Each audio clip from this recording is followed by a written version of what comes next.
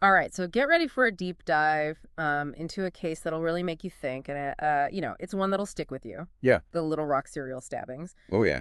This string of attacks happened between 2020 and 2021, Okay. and it really left Little Rock, Arkansas, in a state of fear. Wow. And we're going to be looking at a Wikipedia article that lays out all the details, Why? and it's really chilling. 4 victims, 3 tragically lost their lives, and it all seemed completely random. Oh, wow. And here's the catch. Yeah. The killer was nicknamed the Little Rock Slasher Oh. and was never caught. So what can we glean from these unsolved attacks? You know what strikes me is how even in seemingly random acts, we often find patterns. Right. And uncovering those patterns is what makes cases like this so fascinating. Yeah. We need to pay close attention to the details to understand what happened and maybe even why. Okay, so let's unpack these attacks one by one. Okay. The first victim, Larry Eugene McChristian, was 64 years old, and his body was found on a stranger's porch on August 24th, 2020. Wow. Which is already strange, right? Yeah. He had been reported missing 2 days earlier, adding another layer of mystery. So the location itself is interesting. Yeah. Finding him on a stranger's porch, not in a secluded area Yeah. or his own home, Right. that's unusual. Yeah. It begs the question, was this random or did this porch hold some significance to the attacker? It gets even wilder. Really? The homeowner's security footage actually captured the attack. Oh, wow. Unfortunately, it wasn't clear enough to identify the attacker, Okay. but it did show something chilling. Oh. The suspect stabbed McChristian, walked away, Uh-huh. then came back and stabbed him again. Oh, my God. It's almost like a change of heart Yeah. or a moment of, Yeah. I don't even know. Yeah, it could be a critical detail in understanding the attacker's mindset. Right. Was it rage or was there a more calculated motive behind returning to the victim? Yeah. Unfortunately, the footage didn't offer enough to go on. You mentioned McChristian's neighbors offered a $10,000 reward. Yeah. That speaks volumes about the fear and desperation in the community. Absolutely. A month later, on September 23rd, 2020, Okay. 62-year-old Jeff Welch was found on his own front porch with a puncture wound to his neck. At first, it wasn't obvious this was connected to McChristian's murder. Right. I mean, it seemed like just a really strange incident. So the initial investigation treated Welch's case as suspicious. Yeah. But after the autopsy revealed wounds consistent with homicide, Right. they started to consider a link. Yeah. This is where those patterns start to emerge, even if subtle at first. Right. 2 seemingly random victims, both found on porches. Yeah. Then on April 11, 2021, things escalated dramatically. Deborah Walker, a 41-year-old woman, was attacked while walking near 19th and Marshall Streets. She was stabbed 15 times, but miraculously survived. Wow, 15 times. Yeah. Walker's survival is remarkable, and her testimony becomes crucial. She described her attacker as a tall, slender, young black man over 6 feet tall. Okay. This is our first real glimpse into the physical characteristics of the attacker. Less than 24 hours later, 40-year-old Marlon Anthony Franklin was found stabbed to death just 1 block away from where Walker was attacked. Oh my gosh. This proximity, both in time and location, really ratcheted up the tension in Little Rock. Yeah, I bet. Suddenly, the randomness seemed less random. It's here that the Little Rock Police Department reached out to the FBI for assistance. Specifically, their behavioral analysis unit. Okay. This suggests they are starting to consider the possibility of a serial offender. So we've got these attacks happening in fairly close proximity, always in the early morning hours. Yeah. And each time the victim was alone and seemingly chosen at random. Right. What could the FBI's profilers make of this? What were they looking for? These patterns are exactly what the profilers would latch onto. They'd be looking for connections, potential motives, and any indicators that might help understand the attacker's behavior and predict their next move. Right. Did the locations hold any significance beyond proximity? Were there any shared characteristics among the victims beyond being alone? Right. These are the questions the profilers would be asking. So we were just talking about how the FBI's behavioral analysis unit got involved trying to piece together a profile of the Little Rock slasher. Right. What kind of insights do you think they were able to glean from these attacks, especially given the seemingly random nature of the victims? Well, the randomness itself might be a clue. Profilers often look for what's called a signature, Okay. something unique the killer does that goes beyond the act itself. Uh-huh. It could be a specific way of approaching the victims, Right. a type of wound, Yeah. or even something they leave behind at the scene. Mm. These details might point to a psychological need or compulsion that goes beyond simply wanting to harm someone. So even though we might not see an obvious connection between the victims, there could be something deeper. Exactly. Something that fits the killer's internal logic that links them together. Right. But did the FBI profile actually lead to any arrests? Unfortunately, no. Despite the increased police presence and a $20,000 reward offered for information, the case went cold. Oh. The attacks just stopped. Okay, here's where it gets really interesting. Oh. The attacks just stop with no resolution. What happens next?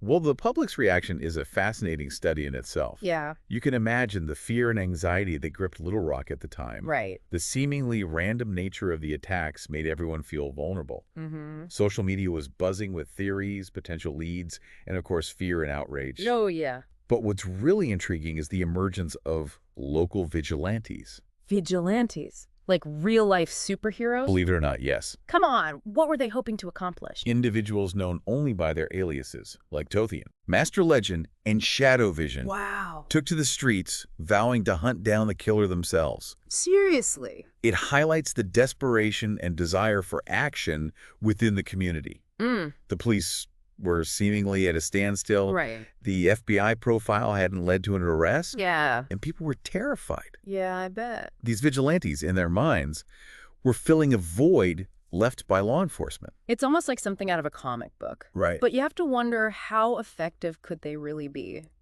And isn't it dangerous putting themselves in that position? It certainly raises ethical and legal concerns. Right. While their motives might have been noble, vigilantism rarely leads to positive outcomes. Yeah. It often escalates the violence, putting the vigilantes themselves and innocent bystanders at risk. Yeah, for sure. And in this case, it didn't lead to any breakthroughs. So we've got the police, the FBI, and now vigilantes all trying to find this killer. It must have been a chaotic time in Little Rock. It was a very confusing time for everyone involved. Did the vigilantes ever cross paths with law enforcement? There's no record of any direct confrontations. Yeah. But their presence undoubtedly added another layer of complexity to an already tense situation. Yeah. Imagine being a police officer investigating a crime, and suddenly you have these masked individuals claiming to be helping. Right. It creates a lot of distrust and confusion. Did the police ever try to stop the vigilantes, or were they just turning a blind eye? It's hard to say for sure. Yeah. Official statements likely condemn vigilantism while acknowledging the public's fear. Behind the scenes, who knows? Right. Maybe there were attempts to dissuade them, or perhaps some officers even sympathized with their frustration. Interesting. It's a gray area that reflects the complicated reality of a community grappling with unsolved crime and a sense of powerlessness. It's fascinating how this case, which started with seemingly random acts of violence, spiraled into something much bigger, exposing anxieties about safety justice and even the role of law enforcement in a community. But before we move on, I think it's important to remember the human element here. We're talking about real people, real lives lost or forever changed by these horrific events. Absolutely. Yeah. It's easy to get caught up in the investigation, the profiles, and the theories, but we must never lose sight of the victims. Right.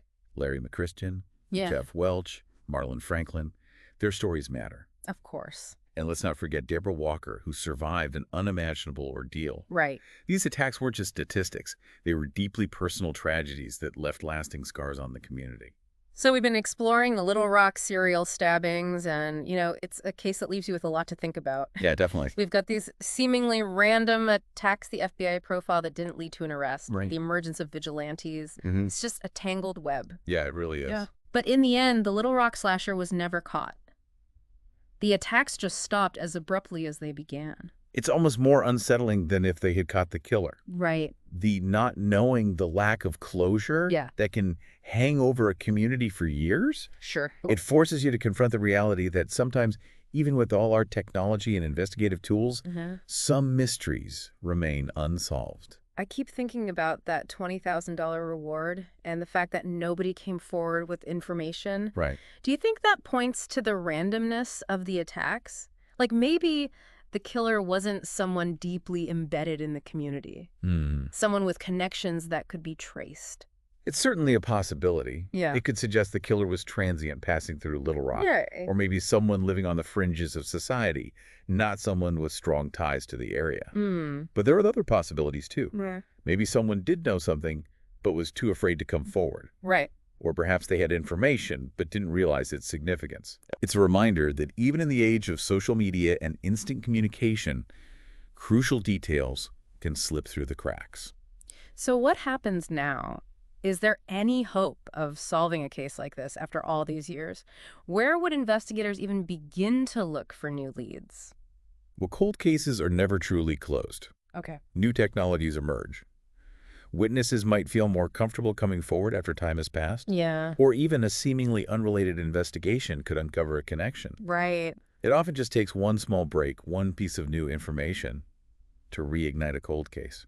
Do you think there are things everyday people can do to protect themselves in situations like this where the attack seems so random? Or is it just a matter of bad luck being in the wrong place at the wrong time? That's a tough question. Yeah. While there are no guarantees, being aware of your surroundings, traveling in groups or well-lit areas, and trusting your instincts can certainly help reduce risk. Sure. But it's important to remember that the vast majority of people will never experience this kind of violence. Of course. Focusing solely on fear and prevention can create a sense of paranoia that's ultimately more harmful than helpful. It's a balance, isn't it? Acknowledging the reality of random violence while not letting fear dictate our lives. This whole case really highlights the fragility of life and how, even in a place that feels familiar, the unexpected can happen.